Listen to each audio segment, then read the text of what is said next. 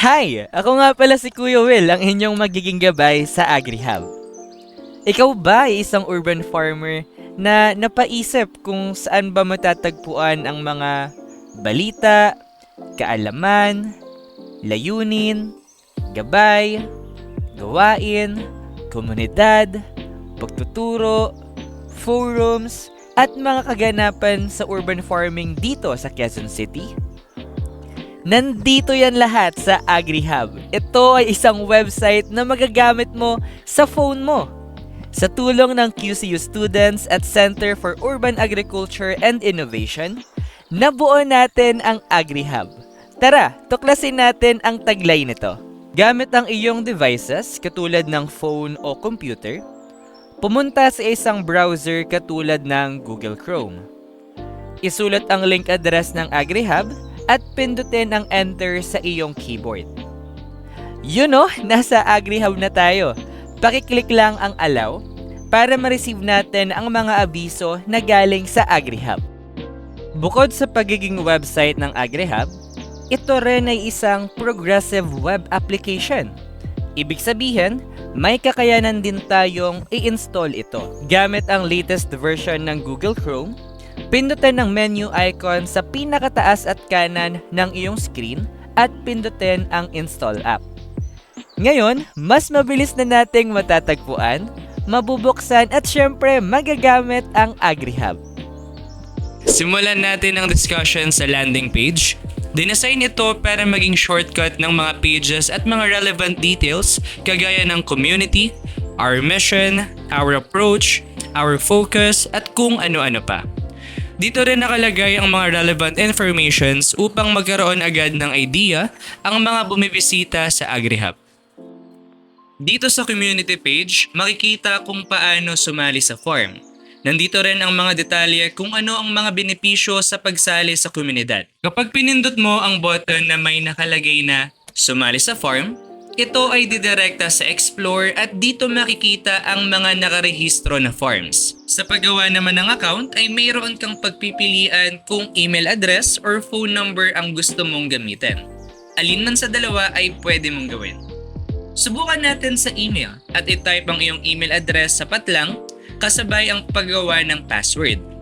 Kapag okay na ang lahat ay i-click ang verification at click create. I-check ang email at tignan ang inbox, then hintayin ang message na manggagaling sa AgriHub.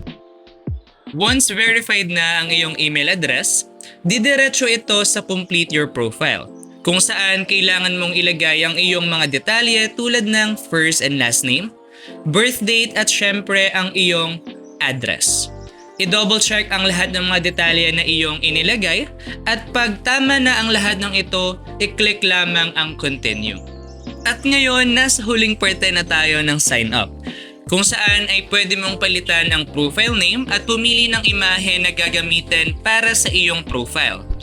Panuto, siguraduhin ikaw ang nasa profile pic at wag na wag gagamit ng imahe ng iba. Hayaan nyo akong samahan kayo sa bagong topic natin at ito ang pag-register ng iyong form. Matapos siguraduhin nakahanda ang iyong valid ID at mga imahe ng iyong form, pindutin natin ang register form sa kaliwa ng iyong screen. Makikita natin ngayon, may lumitaw na isang mensahe tungkol sa data privacy statement. Binabanggit nito ang saklaw ng mga datos na gagamitin at papahalagahan ng AgriHub na nagmumula sa mga farmers na katulad natin. Magsimula tayo sa pagsulat ng pangalan ng farm. Ngayon, pindutin na natin ang pagtanggap ng mga mensaheng binigay ng AgriHub kanina patungkol sa pagpapahalaga nito sa mga datos na ating inilalagay sa aplikasyon. Ngayon, pagtapos ay pindutin ang apply button. Ngayong nakapag-send na tayo ng form application, ipapakita ko sa inyo ang proseso kung paano ina-approve ng isang admin ang aplikasyon na ginawa natin ngayon. Pagkatapos mag-login ng admin account, ito ang una nating makikita. Tara, pindutin natin ito at tignan natin kung nandito ba ang nirehistro nating form kanina. Pindutin natin ng tatlong tuldok, nakahilera ng form application natin. Pagkatapos, piliin ang view. Bilang admin, dapat nating suriin ang laman ng aplikasyon ng bawat farmers na nag-a-apply. Kapag nakumpirma natin ang laman nito, pindutin natin ang accept.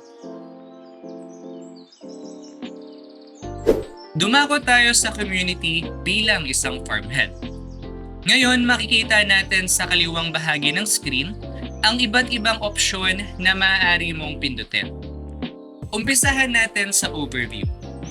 Ang unang module na makikita ay ang overview, kung saan pinapakita ang detalye ng kanyang farm, mga reports ng pananim, available na pananim at ang gallery ng kanyang farm.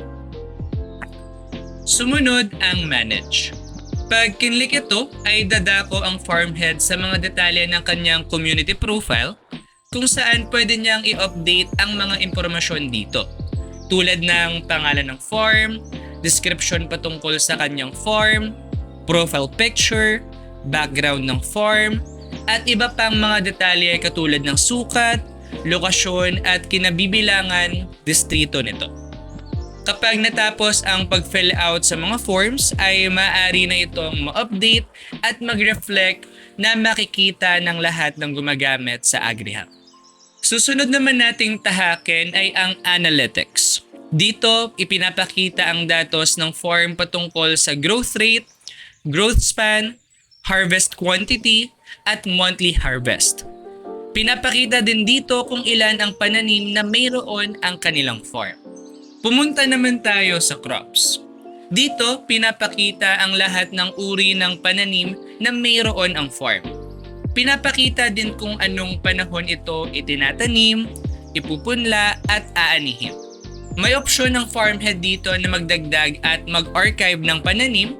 Kapag pinindot ang archive list, nakikita dito ang listahan ng mga pananim na na-archive na at pwede din itong i-on-archive. Kapag pinindot naman ang add crop, may opsyon dito pumili ang farmhead ng crop at isave ito sa kanilang community crops. Sa pagdako natin sa members ay makikita ang listahan ng mga kabilang sa ating community farm. At syempre pwede rin tayong manghikayat ng iba pang user sa pamamagitan ng pag-invite sa kanilang mga AgriHub account. Sunod na module naman ay ang reports. Dito ay makikita natin kung ano-ano ang mga crops na nakakatanggap ng reports sa ating farm. Kasunod nito ang reports tab upang makita natin ng mas malinaw ang mga impormasyon ukol dito. Dito din ay may opsyon na magdagdag ng report ang farmhead at ibigay ang mga detalye katulad ng pangalan ng tanim, bilang ng tinanim, bilang ng diniligan, bilang ng naani, bigat ng naani, petsa ng pagtanim, at petsa ng pag-ani, at syempre ang imahe ng mga naturang pananim na ito. Sa pagdako natin sa request na module, ipinapakita sa user ang datos ng paghiram nito kasama ang status kung ito ay tinanggap, di tinanggap at pinoproseso pa lamang. Dito ay may kakayanan ang farmhead na humingi ng pananim at tools sa admin sa pamamagitan ng pag-click sa add na button at magbigay ng detalye ng hinihingi na pananim o kagamitan. Katulad ng pangalan nito, ilan ang bilang nito, at contact ng farmhead. Sa community problem naman ay makikita ang mga mailalapat na suliranin ng mga farm sa admin. Pwedeng magbigay ang admin ng solusyon gamit ang learning materials na konektado sa ibinigay o ibinahagi na problem ng farm. Si farmhead ang magbibigay ng validation kung epektibo ang naibahagi na kaalaman at solusyon sa kanyang naging suliranin. At syempre ang pinakahuli, ito ay ang explore. Dito ay makikita natin ang iba pang community kasama ang kanilang gallery at mga pananim.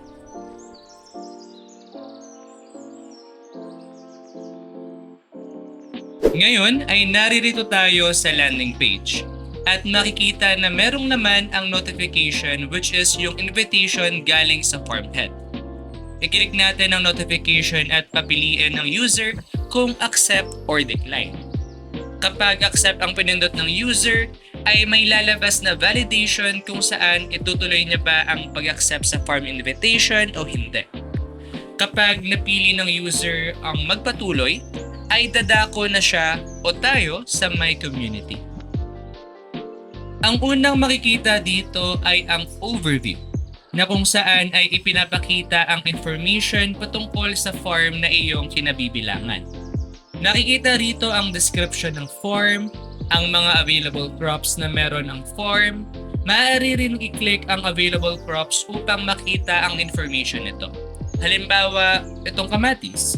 After na makita ang information ay pwede mo na pindutin ang back button para bumalik sa overview ng farm.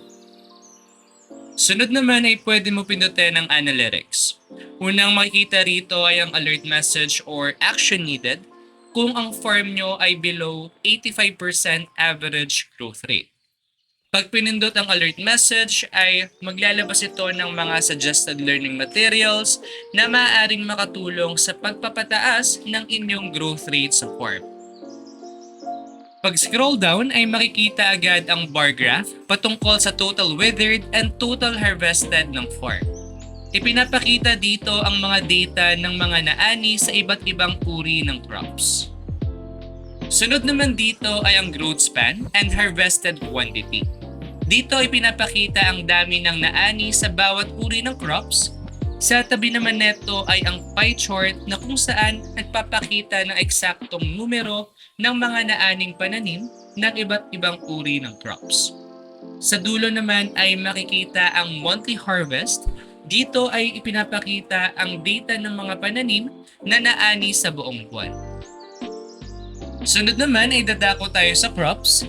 Dito ay ipinapakita ang mga pananim na available sa inyong farm. Tulad ng ginawa natin sa overview, maaari mong pindutin ng mga crops upang makita ang kanilang mga detalye at nakasaad kung gaano katagal ang kanilang growth span, kung kailan ang pinakabuwan, kung kailan sila maganda itanim, at kung kailan ang harvesting season. Sunod ay dadako tayo sa members. Dito naman ay makikita kung sino-sino ang mga miyembro na bumubuo ng farm. Makikita rin ang pangalan at ang role ng isang miyembro. Sa word na action naman, maaari mong tignan ang profile ng mga miyembro ng inyong farm. Sunod naman ay ang gallery na kung saan ay ina-upload ang mga pictures patungkol sa mga kung anong meron sa inyong farm. Maaari rin maklik ang mga picture upang mas makita ito ng mas malaki. Makikita rin sa may navigation bar ang Explore. Dito ay makikita natin ang listahan ng mga ibang farms na nakaregister sa community. Maaari rin itong pagbukurin ayon sa kanilang mga district.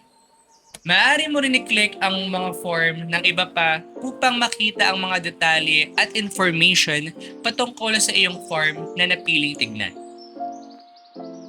Kung ang account mo naman ay na-promote bilang isang farmhead, ito ay lalabas sa iyong notification.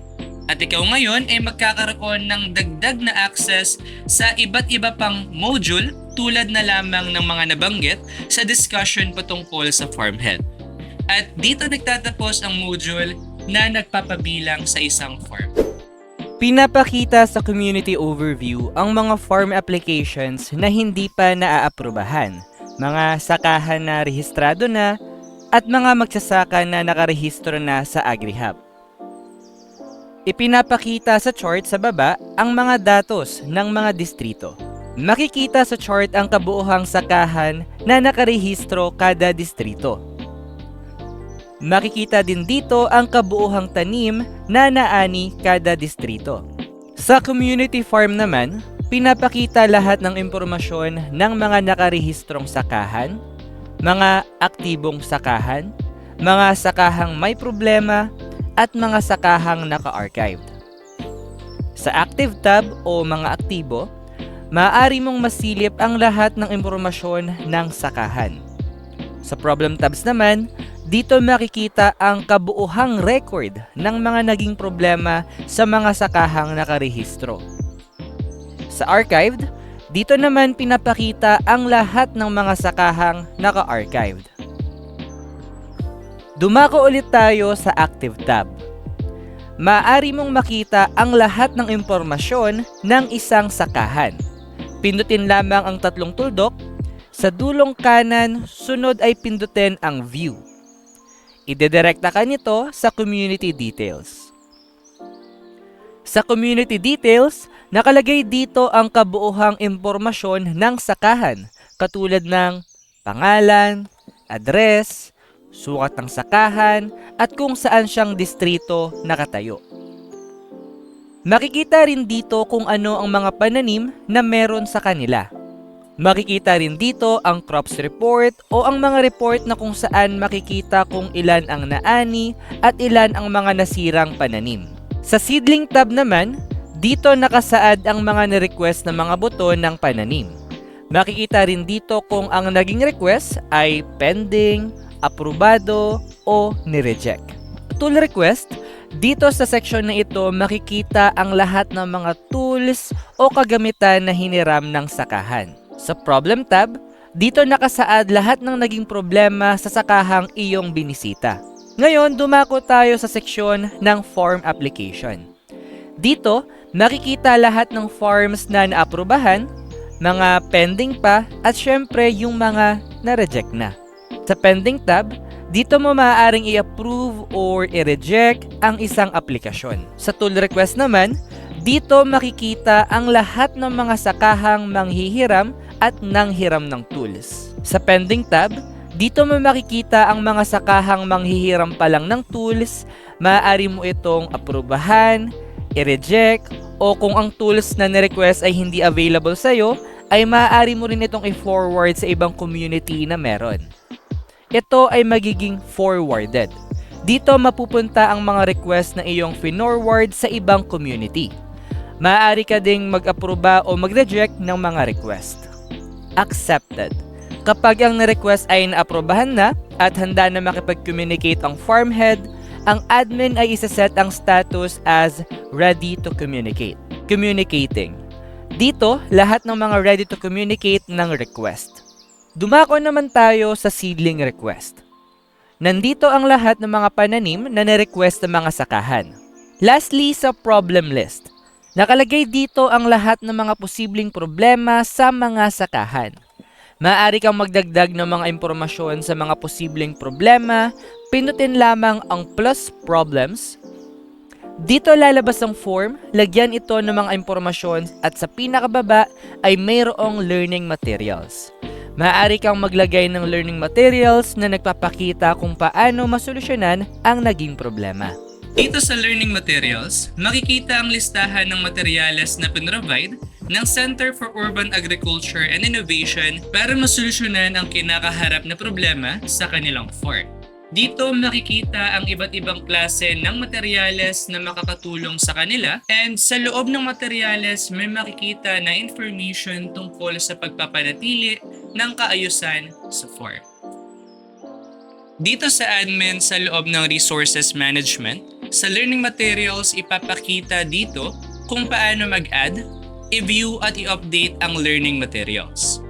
Dito, pipindutin mo ang Add button upang magdagdag ng bagong learning materials na gagamitin sa loob ng AgriHub. Makikita dito ang modal na maglalagay ng pamagat na gagamitin sa bagong learning materials. Dito, pumunta sa bandang ibaba, makikita ang Edit Details. Pindutin ito para makapaglagay ng impormasyon tungkol sa ginagawang bagong learning materials. After pindutin ng Edit Details, pwede na maglagay ng impormasyon na gagamitin sa loob ng learning materials dito sa admin side. After i-click ang tags, dito ka mamimili kung anong tags related sa learning materials ang ginagawa. Kapag kinlik ang Add Resource, punan ng pamagat at iselect kung anong type ng resource ang ilalagay na mayroong imahe at video. Pagtapos, ilagay ang description nito.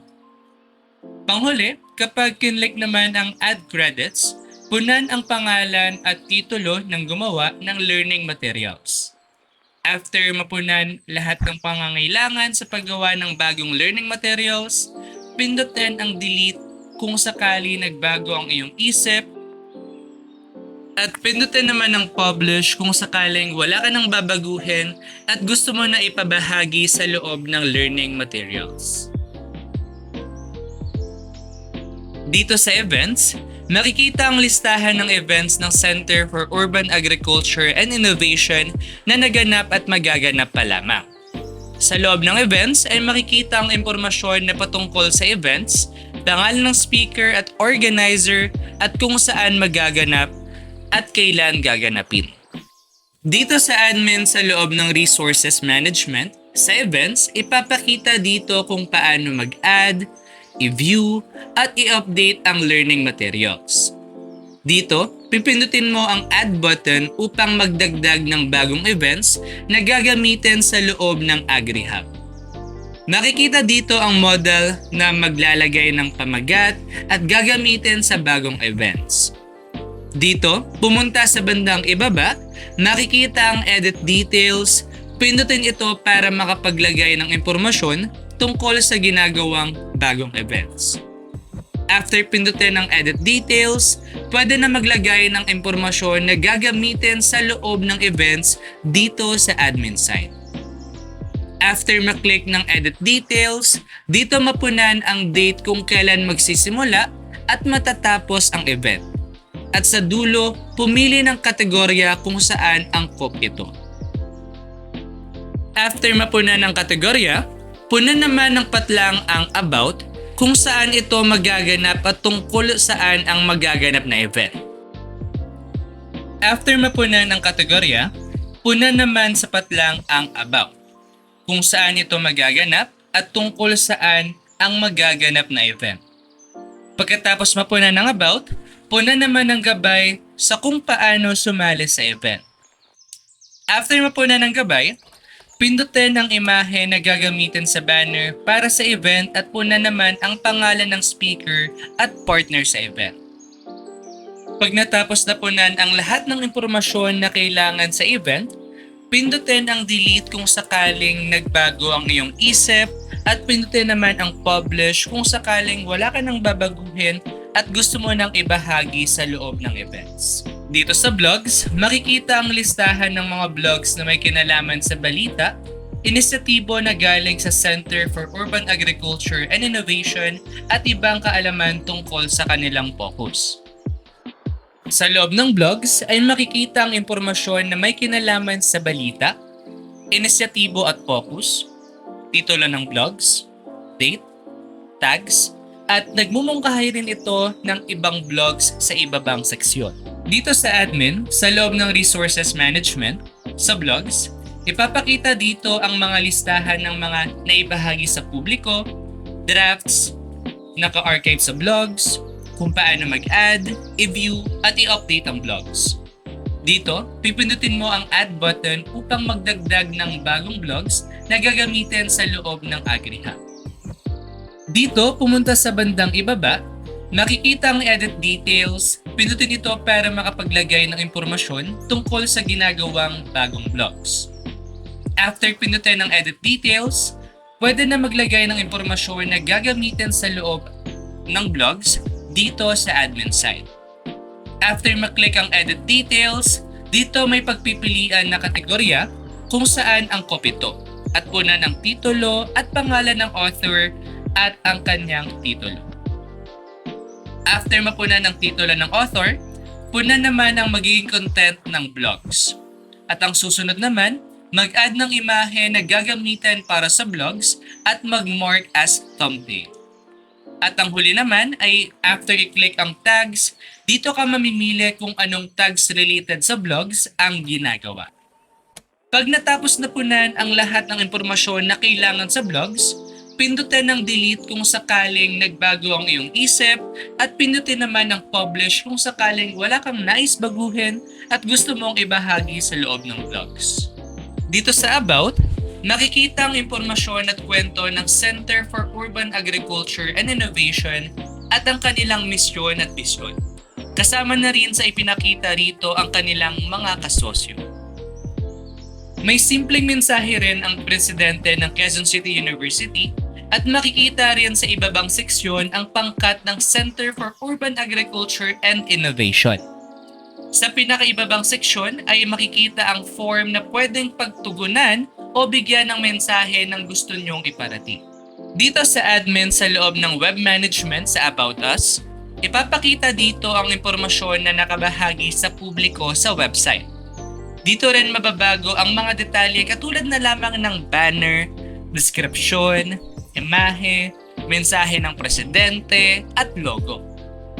Pindutin lamang ang save button pagkatapos mong baguhin ang nilalaman upang maisapubliko. Ano nga ba ang guest o bisita sa AgriHub? Ang isang guest o bisita sa AgriHub, ito yung mga gumagamit ng AgriHub ngunit hindi pa nakakapag-login o nakakagawa ng account. Dahil dito, mayroong limitasyon sa kanilang paggagalugad sa AgriHub. Makikita dito sa forum ang mga katanungan na naipost ng mga miyembro ng AgriHub o ang merong mga account dito.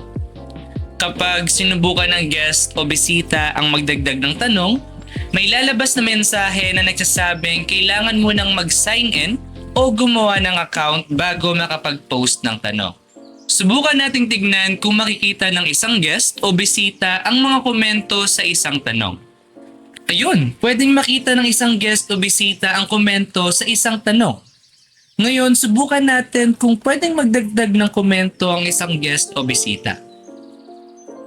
May lumabas na mensahe, kailangan mo nang mag-sign in o gumawa ng account bago makapagdagdag ng komento. Ganyan din ang lalabas kapag pinindot ang upvote o downvote, pati na rin ang share at save ng question. Ang tag sa forum ay katulad ng paggamit ng hashtag sa mga post sa Facebook. Ang paggamit ng tag ay makakatulong upang madaling hanapin at makilahok sa mga trending o popular na usapan sa AgriHub. Kapag pinindot ang isa sa mga tag na ito, lalabas ang mga tanong na gumamit ng tag na ito. Sa ating forum naman, kung ikaw ay isang farmer na registered na ang account ay maaari ka nang makapagtanong at sumagot sa mga tanong ng kapwa mo farmers. Kaya mo nang buksan ang account mo at ilagay ang iyong password. Ngayong nabuksan mo na ang account mo, ay makikita mo na ang forum ng aming system. Sa parteng ito ay makikita ang iba't ibang katanungan ng mga kapwa mo farmers at maaari ka ding mag-post ng katanungan dito. Pindutin lamang ang post a question at ang makikita nyo rito ay ang mga forms na paglalagyan nyo ng magiging titulo ng inyong katanungan at para na rin sa inyong mismong katanungan. Maaari nyo ring lagyan ng tags upang mapunta ang tanong ninyo sa kategorya neto. Maaari ka ring sumagot sa mga katanungan na sa tingin mo ay alam mo ang sagot. Pindutin lamang ang answer button at dito ay maaari nyo nang i-type ang inyong isasagot sa katanungan. Kung may nakita ka namang hindi ka aya-ayang post, forum, maaari mo itong i-report. Puntahan lamang ang mismong post at pindutin ang 3 tuldok sa bandang taas at kanan. Pagkatapos ay pindutin ang report. Makikita mo dito ang kategorya na sa tingin mo ay angkop na dahilan sa iyong naging report. Pindutin kung ano ang violation at i-type ang dahilan kung bakit hindi ito kaaya-aya at saka isubmit ang iyong naging report pagkatapos. Sa gawing kanan naman ay makikita nyo ang seksyon ng mga tags na kung saan ay makikita ninyo ang kategorya ng mga bawat tanong sa forum. Magagamit nyo ito kung kayo ay may balak hanapin na katulad at kaparehas ng inyong katanungan sa pamamagitan ng pag-search ng espesipikong tags.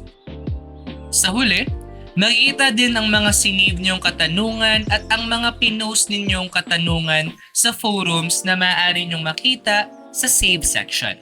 Sa pahina na ito, ilalabas ang lahat-lahat ng naging interaction niyo sa forum at inyong personal information bilang isang farmer. Dumako naman tayo sa admin side ng forum. Dito, una mong makikita ang forum overview kung saan ipinapakita ang lahat ng impormasyon ukol sa forum. Tulad ng total questions, answers, and tags na ginamit sa forum. Sa ibabang banda naman ito, makikita mo ang questions at kapag pinindot mo ito, kusa kang mapupunta sa posted. Sa posted, makikita mo ang lahat ng tanong na nasa forum, kung kailan ginawa, anong title, may sumagot na ba, o meron na bang bumoto tulad ng upvote or downvote dito. Ngayon, pagtapos sa posted, mapapansin mo na sa tabi nito ay mayroong reported.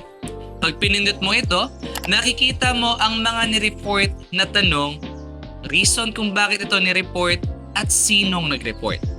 May kakayahan kang tignan ito at sa pamamagitan ng pagpindot ng 3 dots sa bandang kanan, maaari mong tignan ng question ng kabuuan at maaari mo ring iban ang user kung sakaling mapatunayan na siya'y lumabag sa patakaran ng AgriHub.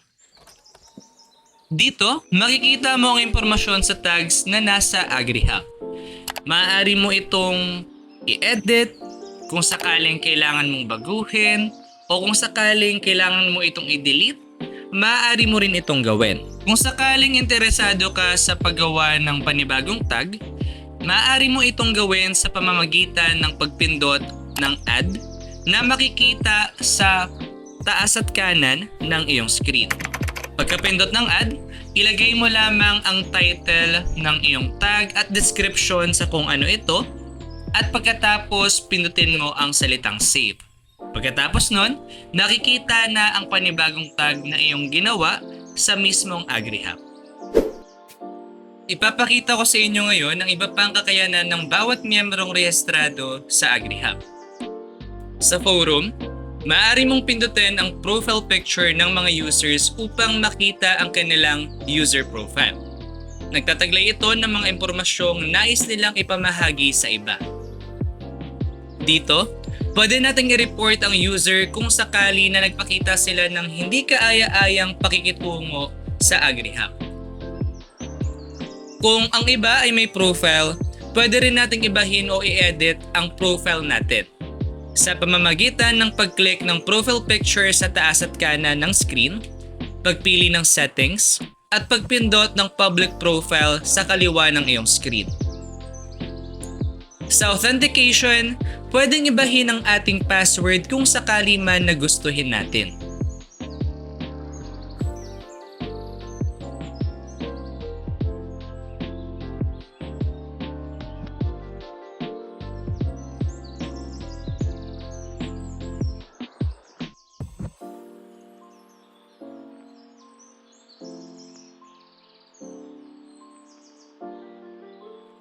Kapag pinindot ulit ang profile picture, nakikita rito ang Give Feedback. Naglalaman ito ng isang form na humihingi ng feedback mula sa mga miyembrong katulad natin tungkol sa ating karanasan sa AgriHub.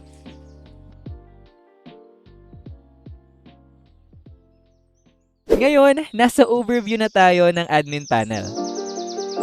Ang nakikita natin ngayon ay ang bilang ng farm na rehistrado na sa AgriHub. At sa ilalim nito ay ang bilang ng nakapagrehistro pero hindi pa na-aproba ng admin. Ito naman ang pangkalahatang bilang ng mga pananim na ni-request ng mga farmhead mula sa Center for Urban Agriculture and Innovation. Kasunod nito ay ang bilang ng mga nagbigay ng kanilang pagtugon tungkol sa kanilang karanasan o experience sa AgriHub. Makikita natin ang history ng pagtaas at pagbaba ng pag-usbong ng mga pananim ng mga farms na rehistrado sa AgriHub. Nagsisimula ito sa 0 at nagtatapos sa 100. Pinapakita nito kung lampas na ba sa kalahati ng populasyon ng AgriHub ang namumroblema sa pag-usbong ng kanilang farm, nang sa gayon ay magawa ng aksyon ng Center for Urban Agriculture and Innovation ang farm na ito. Sa bandang ilalim ng farm growth rate, makikita natin ang recent activities o ang history o records ng kilos ng mga admin. Sa baba naman nito, kung makikita ang resources section, pinapakita nito kung ilang learning materials na ang inilathala sa AgriHub. Sa ilalim naman ng bilang na ito, makikita kung ilan ang ginagawa pa lamang o mas kilala sa draft o hindi pa napapublish. Ang resources section sa overview ay pwedeng iswipe pakaliwa upang makita kung ilang events na ang natapos at sa ilalim nito ang events na paparating pa lamang.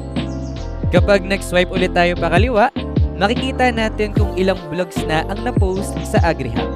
Makikita natin ang pinakahuling section sa overview. Ito ay ang total crops o ang kabuuhang bilang ng mga uri ng pananim na naitanim ng mga farmers na gumamit ng AgriHub. At dito nagtatapos ang itsura ng main overview ng admin panel. Ngayon, pindutin natin ang navigation button sa bandang taas at kaliwa ng iyong screen at piliin ang kategorya ng Analytics. Dito sa Analytics, pinapakita ang mga nadiskubre ng AgriHub tungkol sa mga ipinasok na datos ng mga gumagamit ng AgriHub. Isa na rito ang seedling request. Pinapakita sa pie graph na ito ang dami ng mga humihingi at nabigyan ng mga pananim. Ang sunod naman ito ay ang farm problems.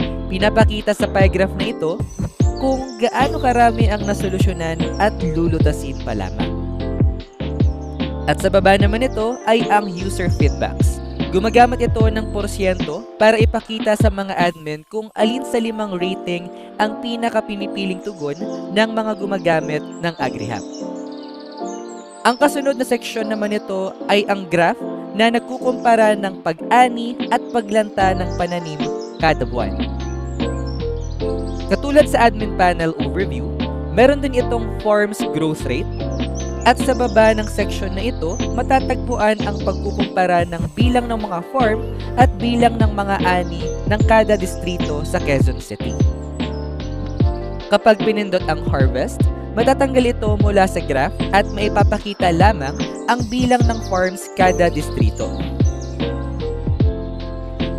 Kapag naman pinindot ang farms at pinindot ulit ang harvest, maipapakita lamang ang bilang ng harvest kada distrito. At ang pinakahuli naman sa Analytics Overview ay ang pinakapaboritong pananim hanggang sa pinaka hindi tinatanim ng mga farm na rehistrado sa AgriHub. Samahan niyo akong dumako sa Community Overview, kung saan ipinapakita ang mga datos mula sa komunidad ng AgriHub. Nakikita mo dito ang mga numero na nagre-representa kung ilan ang mga farm applications na nakapending, kabuuhan ng farm sa AgriHub, at ang bilang ng mga farmer na nakarehistro sa AgriHub. Ang chart sa ibaba ay nagbibigay ng visual na representasyon ng mga datos kung saan maaari mong i-filter ang mga farm at harvest kada distrito. Sa resource overview naman, nakikita mo ang numerical na representasyon ng mga datos tulad ng kabuuhan ng mga na-post, na-draft, at na-archived sa blogs. Kasama rin dito ang kabuuhan ng mga event na nalikha o na-i-post sa AgriHub.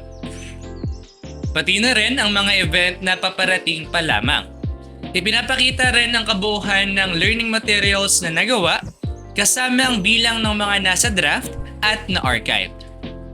Ang donut chart ay nagbibigay ng visual na representasyon sa mga nilalaman na datos ng blogs, learning materials at events. Sa users management, ipinapakita ang mga datos ng users sa AgriHub, kabilang ang petsa, username, buong pangalan at gampanin. Ipinapakita rin kung sino sa kanila ang aktibo, may natanggap na report, at naban. Maaari mong makita ang buong detalye ng mga ito kapag pinindot ang mga actions. Sa admin management, nakikita ang mga aktibo at na-disable na admin sa AgriHub. Ipinapakita sa table ang mga datos tulad ng petsa, username, email status, at gampanin ng bawat admin. Katulad ng sa users, maaaring makita ang buong detalye dito. Sa huling bahagi, ang activity logs ay nagbibigay ng pagsubaybay sa mga gawain ng mga admin sa AgriHub. Ipinapakita nito ang petsa, actor, tungkulin, aksyon, at seksyon ng bawat gawain.